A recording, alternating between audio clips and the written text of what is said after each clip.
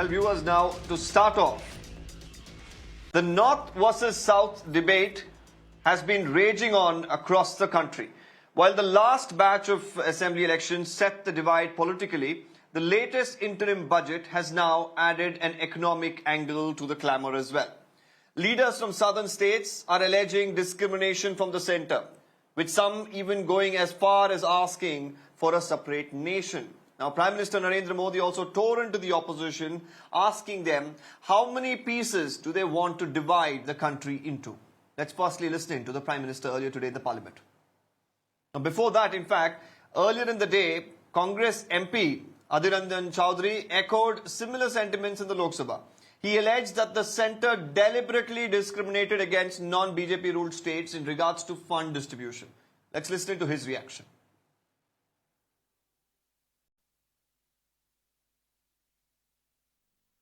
जो खुलेआम देश में अलग देश बनाने की वकालत करते हैं,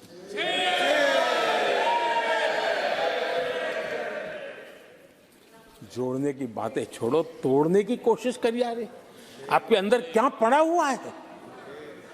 क्या इतने टुकड़े करके अभी भी आपके मन को समाधान नहीं हुआ है? देश के इतने टुकड़े कर चुके हो आप, और टुकड़े करना चाहते हो? कब तक करते रहोगे? आदरणीय अध्यक्ष जी, इसी सदन में अगर कश्मीर की बात होती थी तो हमेशा चिंता का स्वर निकलता था, छिटाकशी होती थी, आरोप प्रत्यारोप होते थे। आज जम्मू कश्मीर में अभूतपूर्व विकास की चर्चा हो रही है और गर्व के साथ हो रही है। पर्यटन लगातार बढ़ रहा है, G20 समिट होती है, वहां पूरा विश्व आज उसकी सराहना करता है। आर्टिकल 370 को लेकर के कैसा हुआ बना के रखा था, कश्मीर के लोगों ने जिस प्रकार से उसको गले लगाया है, कश्मीरी जनता ने जिस प्रकार से गले लगाया है, और आखिर के ये समस्या किसकी देन थी? किसने देश के माथे पर मारा था? किसने भारत के संविधान के अंदर इस प्रकार की दरार करके रखी हुई थी? आदरणीय अध्यक्ष जी, अगर नेहरू जी का नाम लेते हैं तो उनको बुरा लगता है, लेकिन कश्मीर को जो समस्याएं झेलनी पड़ी उसके मूल में उनकी ये सोच थी और उसी का परिणाम है देश को भुगतना पड़ा। जम्मू कश्मीर के लोगों को, देश के लोगों को नेहरू जी की गलतियों का बहुत बड़ी कीमत चुकानी पड़ी।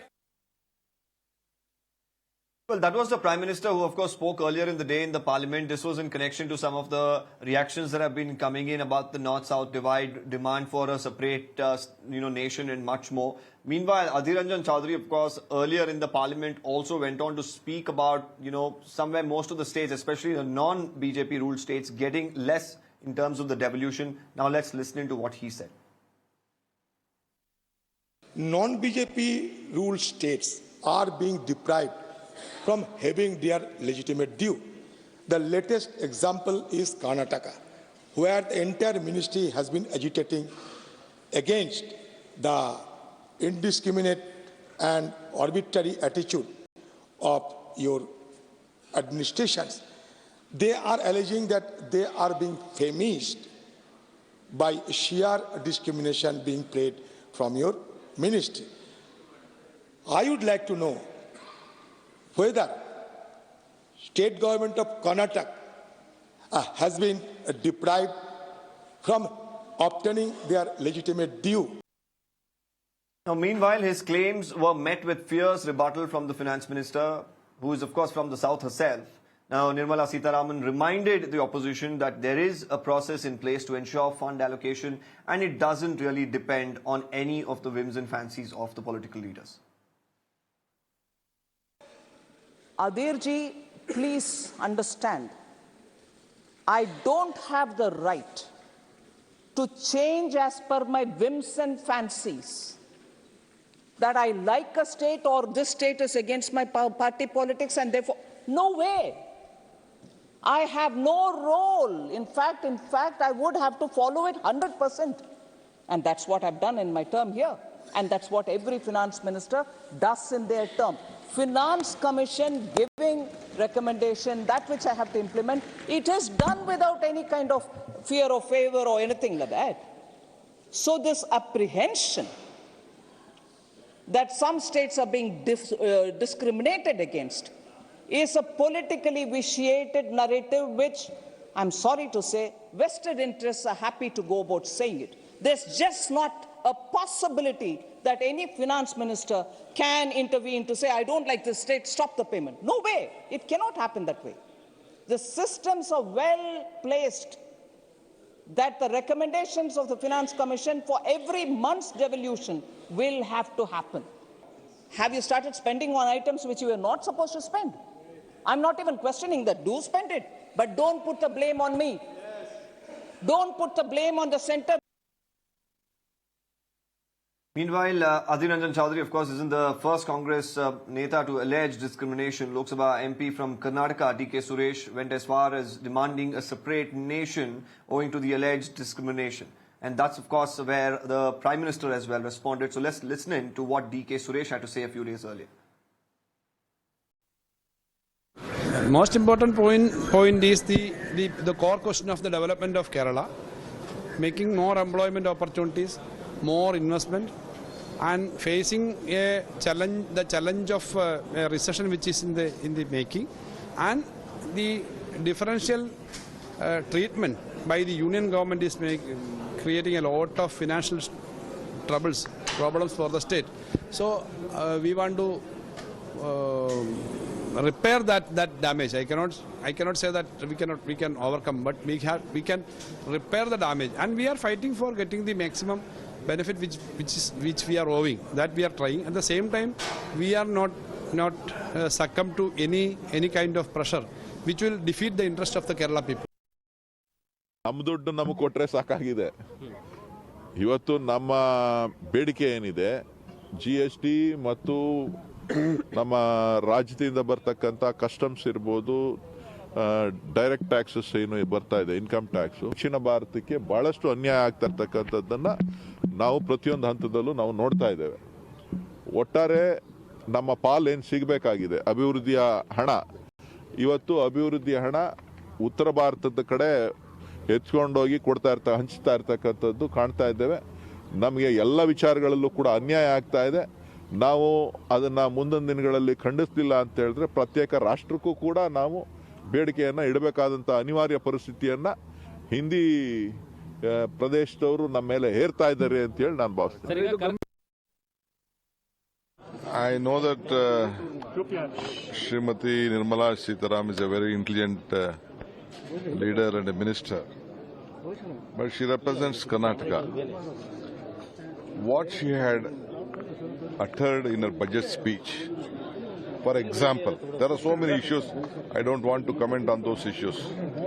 As far as irrigation is concerned in Karnataka, in Karnataka, for Upper Bradha project, Madam Finance Minister had announced that she is going to give 5,300 crores for the Bhadra project. Is it not the Finance Minister's announcement? Without knowing, without having the policy, I think no minister will announce without any recommendation. Before the election, Honorable Finance Minister had announced in the budget that they are going to release 5,300 crores. Have they released? Is it not the voice of the Honorable Finance Minister? I am telling you one instance. So, Finance Minister full powers. Even on the Finance Commission issue. Well, it was not just in the Parliament, of course, like we just heard a reaction earlier from the Kerala Finance Minister who was presenting his budget. Mr. KL Balagopan also hit out at the union government. So we've seen overall from different states, from different leaders, from state leaderships to, of course, the parliamentarians who are raising this issue. And let's take a look at some of the numbers, of course, that is being spoken about. First, the statewide share and the distribution, of course, of union taxes for the year 2024-25. Now, while Uttar Pradesh will receive nearly 18% of the total taxes collected, Bihar will receive 10%, while Madhya Pradesh will receive about 7%. Now, compare this to 3.6% that Karnataka will receive. Andhra, meanwhile, gets about 4%. Kerala, just about 1.9%. Telangana, meanwhile, will get 2%. Tamil Nadu will get 4%. So in all, the three Hindi heartland states here will receive more than 3 times from the center that the entire South combined will receive. But one could really argue that there is, of course, a difference in population, the demography is different, and various other reasons. So to offset this, let's look at the direct participation of these states in paying taxes.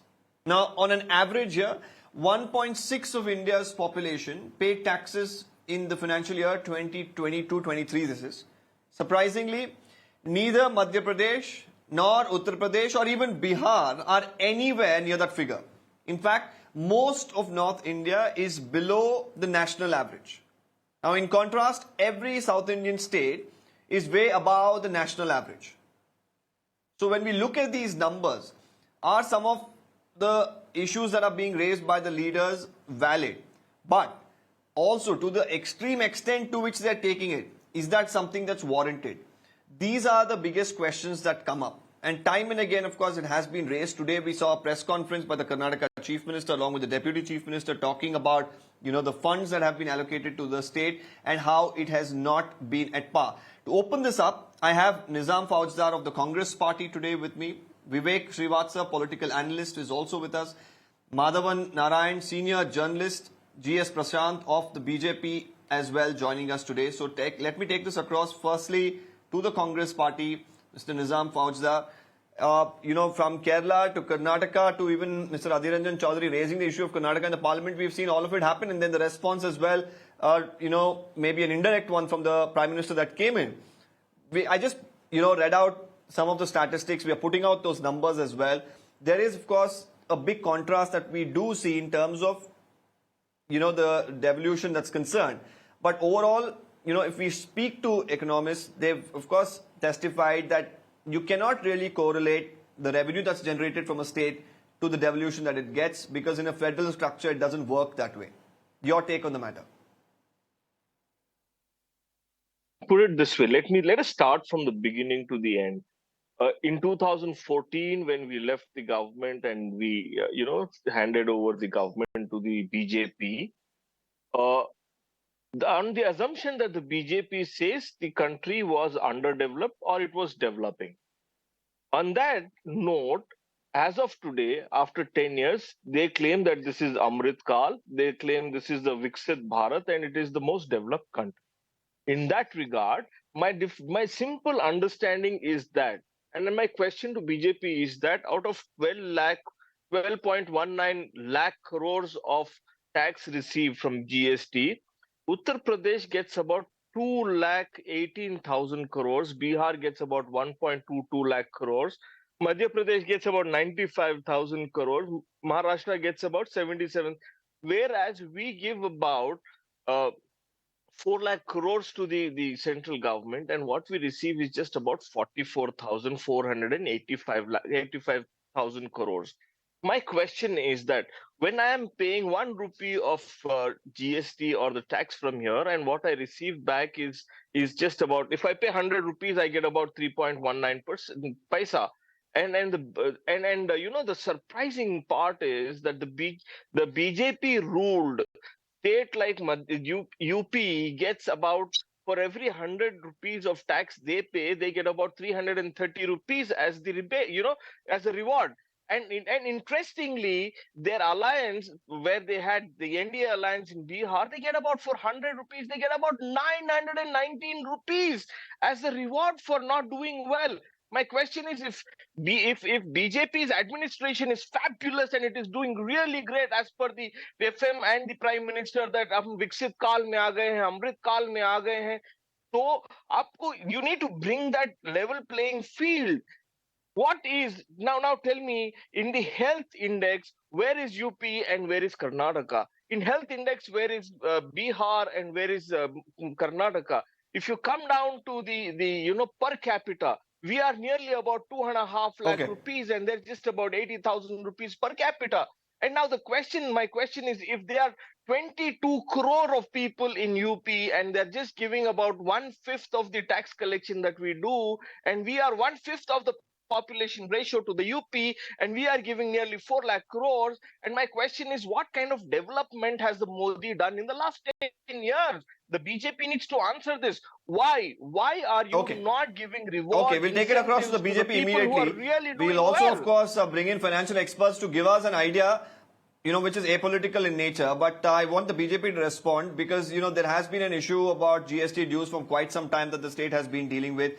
Today, there was, of course, this detailed press conference by the Chief Minister. We saw this issue being raised in the Parliament, Mr. Prashant. The Congress spokesperson here as well, speaks about the same issues. Now, how is the state BJP looking at this? Understand the way Congress is trying to politicize a constitutional provision, Article 280, which deals with the Finance Commission.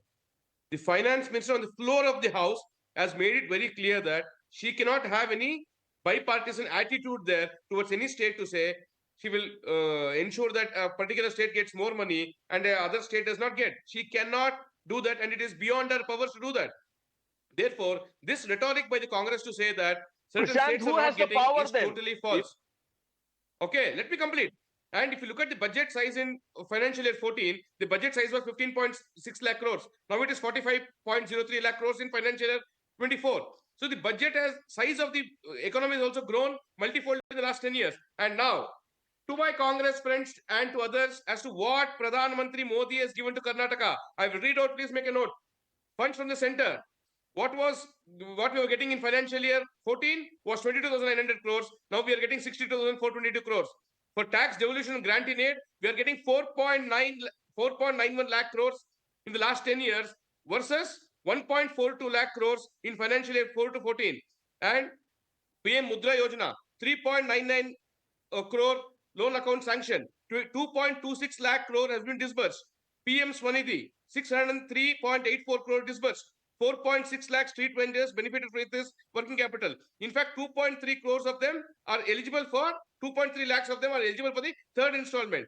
Jan Dhan Yojana, Kisan Credit Card, Pradhan Mantri Matru Vandana Yojana, Jal Jeevan Mission, 48.5 lakh tap connections as of December 2023, which means 72.25% is covered. Jan Aushadhi Kedras, 1,084 have been opened in Karnataka.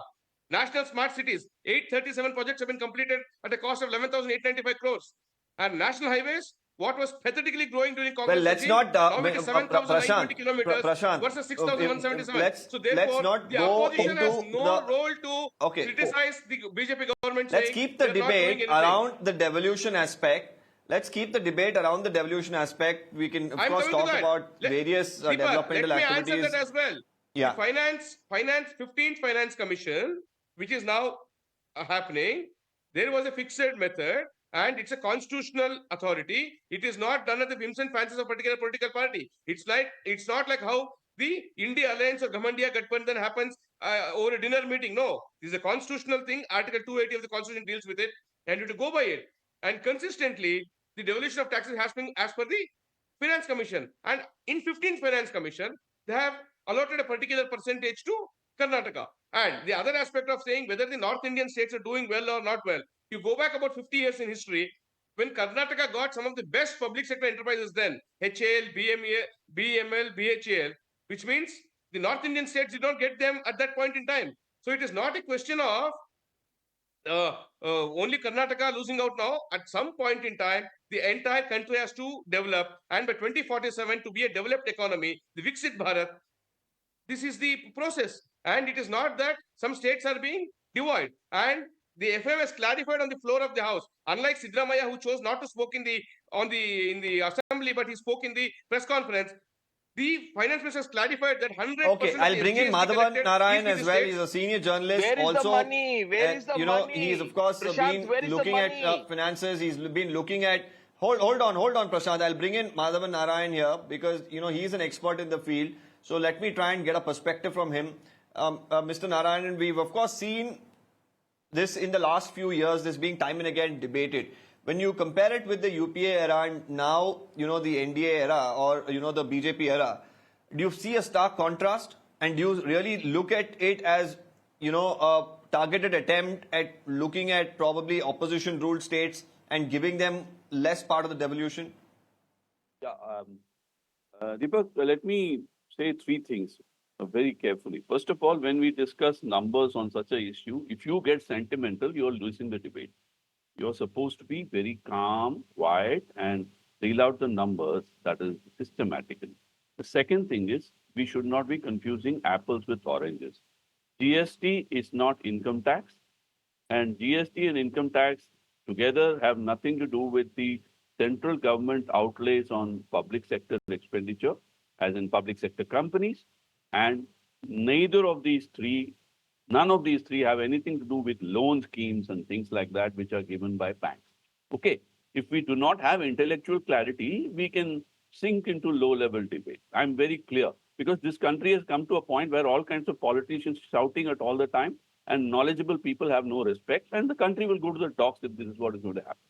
Okay, having said that, let me say this whole devolution debate is not new to me. I have covered finance ministry earlier.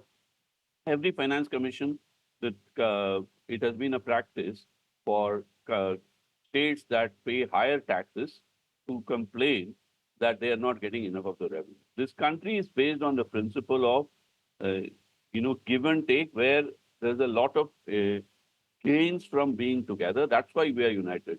There's no need to be sentimental about unity. It's a rational decision in which every state must consciously feel that we are gaining from unity. Look at the United Kingdom. The Scottish are not afraid of talking about separation, and yet they stay with the United Kingdom. We are a modern republic, and therefore these conversations will go on. So the important thing to remember, I like the way Mr. Prashant put the fact that HAL and BML, Bharat Electronics, they all have tremendous, ISRO, all have tremendous position in South. Therefore, Nehruji had actually had a very strong attempt to, because he wanted to make India a strong defense power, he gave a lot of scientific budget to the South.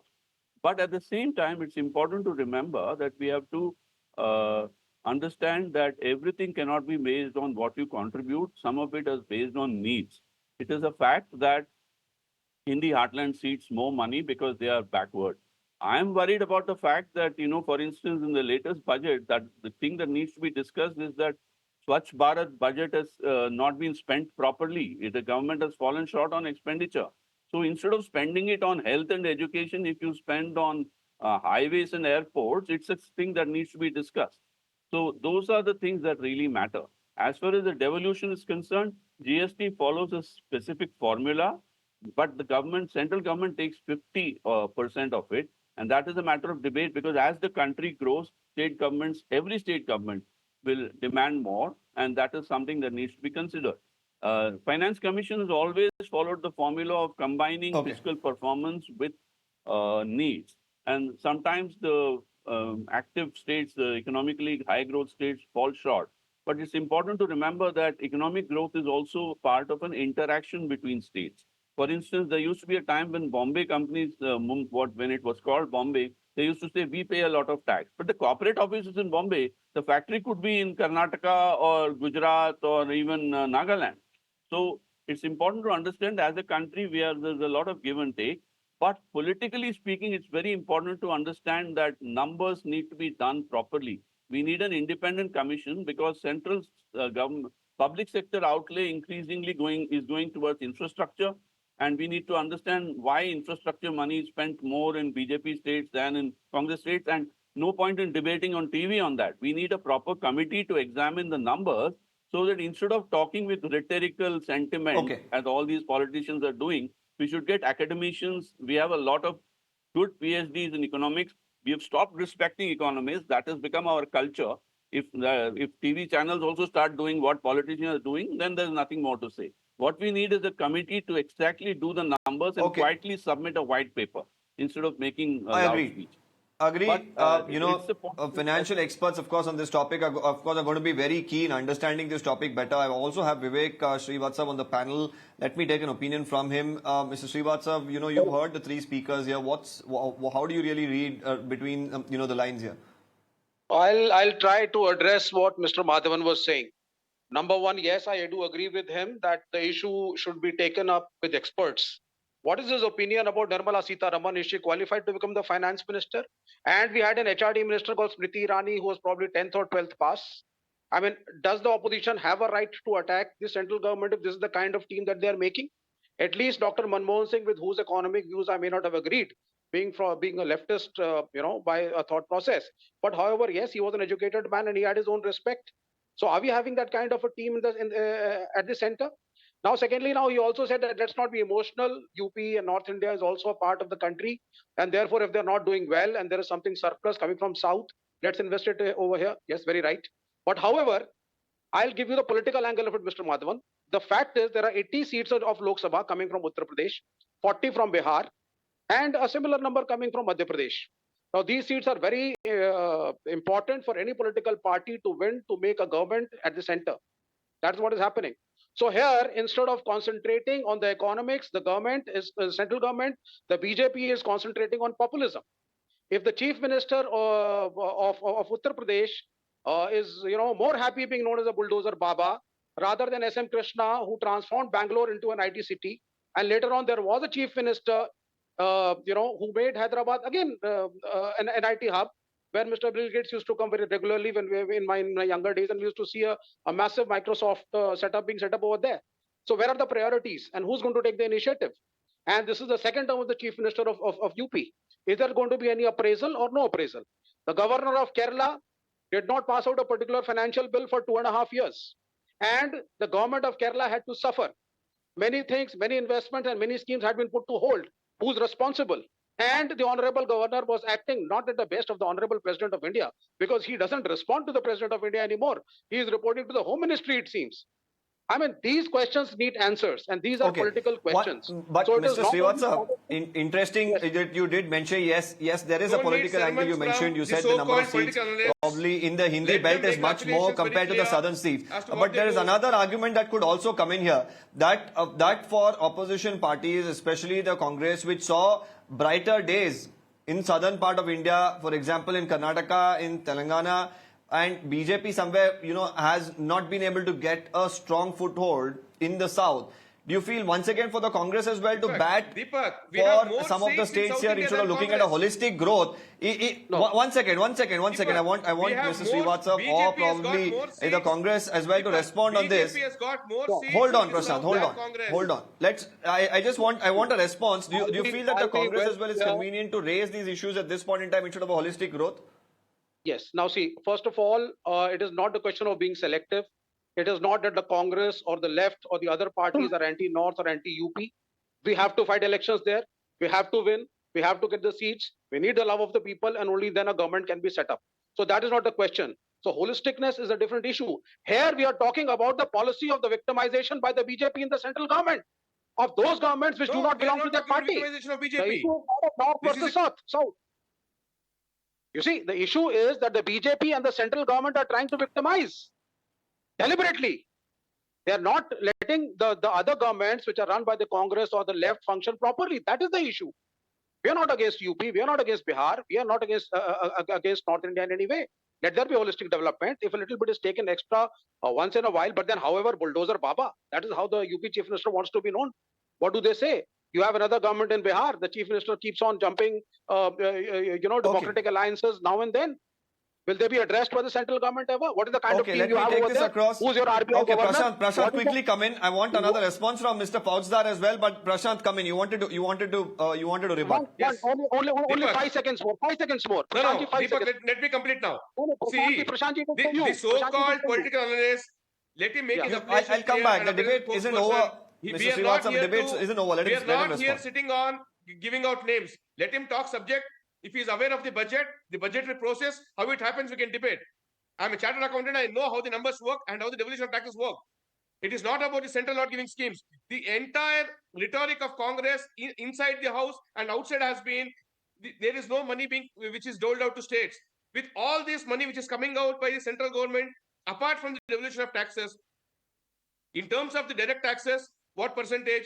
And you would also understand the corporate tax is borne by the registered office of the companies. So therefore, my multiple states would be affected by that. And you take the GST, for example, SGST 100% is retained with the states. In the IGST, By and large, 50% is given to the states, and only in the other portions, the allocation is happening. And only the surcharge and cess doesn't get devolved to the states. That's by a specific rule. So therefore, no point in time, and these rules have been here for many decades. It's not that BJP has brought in these rules and trying to not give money to Karnataka or Tamil Nadu. This is not the case. The Congress is playing victim card on the fear of losing elections very badly. They may end up with less than double digits. Therefore, they're trying to bring out all these things. And looking at UP now is growing. That is Vikas and Virasat, linking development and heritage. You look at how the economy of UP will grow and how it is growing, especially after Ayodhya. So therefore, people have to bear in mind that economy is going up. India was the 10th largest. We were in the fragile 5. Now we are in the top 5.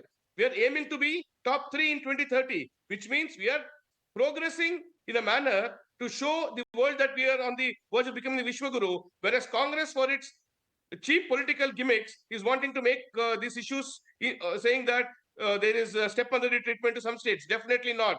BJP has been at the forefront of championing the cause of all the states, which is why even in the GST Council, all the states have the power to vote.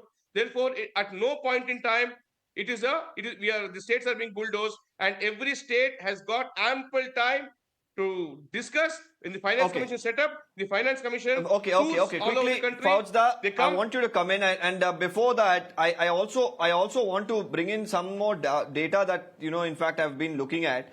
As far as Tamil Nadu and Kerala got one of the highest budgets in terms of railway budgets this year.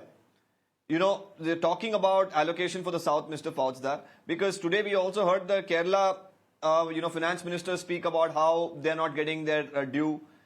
Now, even within states, if you apply this logic that there is, of course, a lot of income that's being generated from the South, the North, there is a lot of population, but even then most of the funds are being moved there. You could draw this comparison within a state as well. For example, in the state of Karnataka, people around the IT corridor of Whitefield, Bellandur, Sarjapur Road will all argue that all the funds that they generate or the tax revenue that's generated there should be only utilized to develop that particular area. Why move away from different parts of the city or even in the state? Tamil Nadu would argue in a similar manner. Kerala would say, probably in Trivandrum, there is so much of tax that's being collected. Why spend it in Alleppey?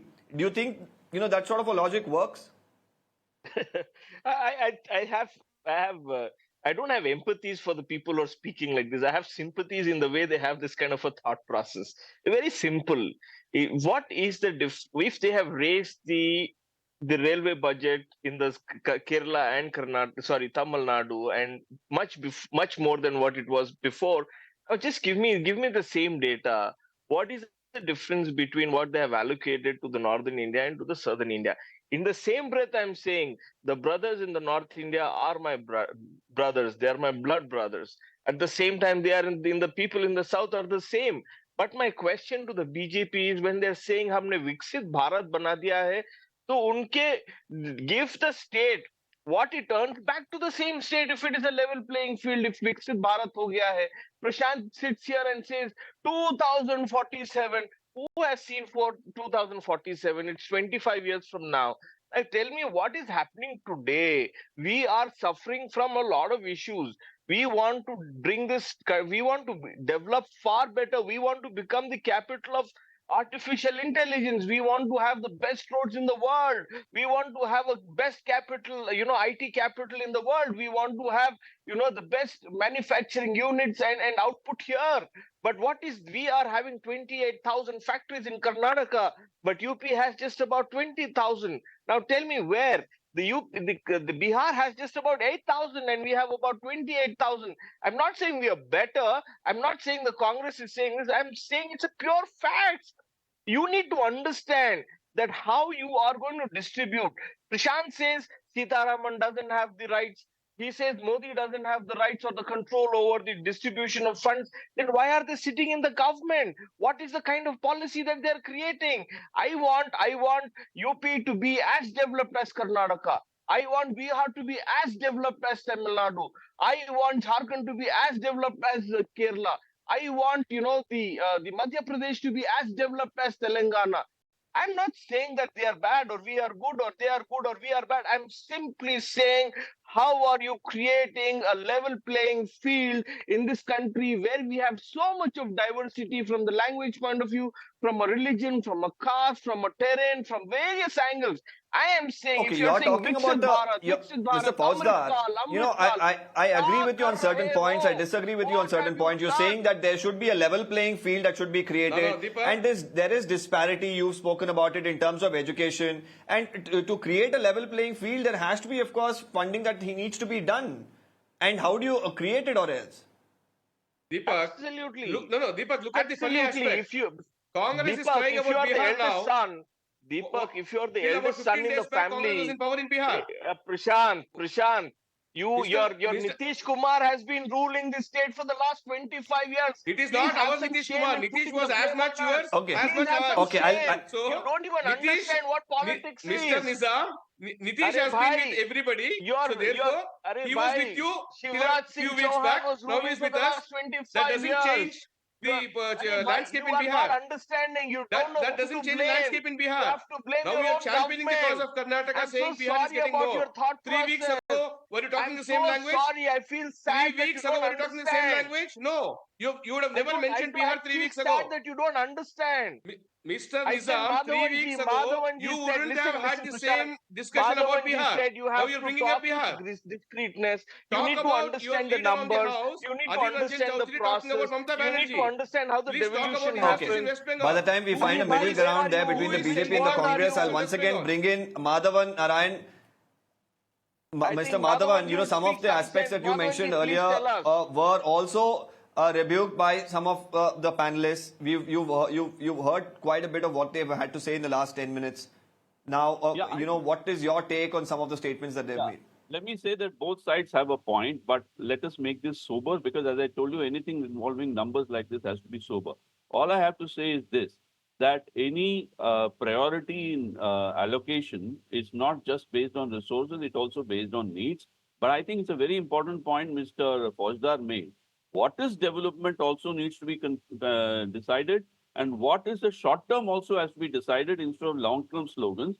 For instance, I keep saying, UP doesn't have enough engineering colleges. Karnataka and Tamil Nadu are full of them. And UP and Bihar workers are now going to Tamil Nadu and Karnataka to work and earn a living. So when Ayodhya temple was built, some people were saying, the flower sellers will get jobs in Ayodhya. But today, if you go to the south, the flower sellers in Tamil Nadu, many of these low-end employments are being taken by Odias and Biharis. So which goes to show that you have to improve literacy, you have to improve health, you have to improve education.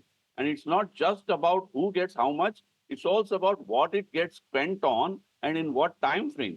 The most important thing to remember after this debate is that it's not just you and me. We need experts and we also need ordinary people discussing things like outlays so that we raise the level of national consciousness on this. But I think that's a very crucial point that you mentioned, Mr. Narayan, that how the funding is used, because you can have that, you can have this logic of holistic growth, that certain states with higher populations, higher needs, you'll have to probably, give in more funds. But for what this funding is given, are you fixing the problem due to which they need more funding over a span of, say, 5 years or 10 years? This is something that definitely needs to be looked into. So I'll go back very quickly. I have just about 2 minutes left. Vivek Srivatsap, if you could quickly sum up something that you had to say earlier, because I had just a couple of minutes left. Yeah, see, it's all about making a good team, and the central government doesn't have a good team. After Raghuram Rajan, I do not know the kind of RBI governors you have had and what have been their qualifications. I think that needs to be looked upon.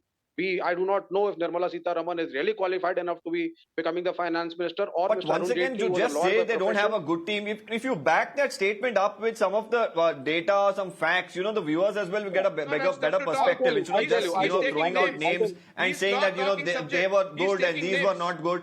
I mean, you really, because this is a topic that we are talking about in terms of numbers, in terms of data. So let's not just do mere politicking here, Mr. Vivek. So come out with some accurate stuff that you're talking about. I'll tell you the accurate numbers. Fine. I would like Mr. Prashant to tell me that he talks about, the fifth growing biggest economy in the country. I would like him to tell us that what is the debt on this nation, Number one today, and what was the debt on the nation in 2014? I Number will tell you, two, write down. I would like Mr. Write Prashant, down, please wait. Mr. Srivastava. Write it down. India's debt to GDP. Okay, very quickly. I have just about 30 seconds left. Very quickly, Srivastava. I need to get a response from Prashant. So very quickly, let's not scream over each other. Srivastava, quickly. And this country is going to become bankrupt. The way you are Okay, you're talking about the debt. Okay, Prashant, quickly respond. On the debt, he's saying that the debt has only increased in the country and it's happened under the BJP. Okay, Mr. Srivastava, let Prashant respond. 5 seconds, I'll just sum it up. Deepak, 5 seconds. India's debt to GDP is Please go ahead. 83%, which is way Yes. low than the developed Yeah, economies so like now- Japan, which is 255%. No, US is 85 plus 123%, and you go and UK is bankrupt like 104%. Sri That's the debt to GDP 85 ratio. plus and you go And bankrupt given like its Sri growth Lanka, rate, sir.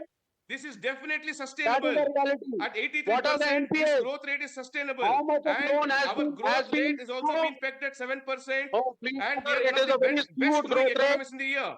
Small and Instead of medium-sized all these enterprises, things, sir, you have not talking addressed about them in the budget. Right. Congress stooge being there. Right, well, he was I good, mean, he was definitely bad. this is a These are the topic, of numbers. course, Right which now. will need more, data. It will also, of course, need more perspective. Opinions will continue to flow. We've seen multiple statements that have come in from different states, from the parliament as well. We'll keep a close track of all the developments. I'm thanking all our panelists for joining us and sharing your views on this debate. We're slipping in a quick break. News and updates will continue. Stay with Mirror now.